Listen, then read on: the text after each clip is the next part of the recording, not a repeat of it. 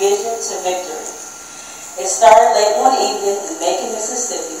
God released his vision to man of God, just like he said in the Word. He will give vision to the young and dreams unto the old. The vision came, but it was not time to execute God's plan.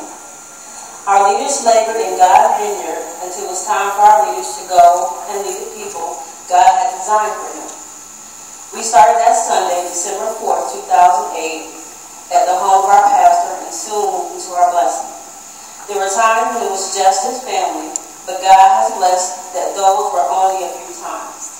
As we celebrate our second year of service, we see God's vision coming into action.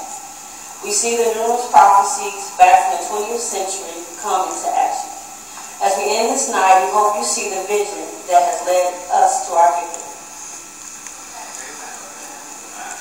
Amen. And we will continue on real quickly so we can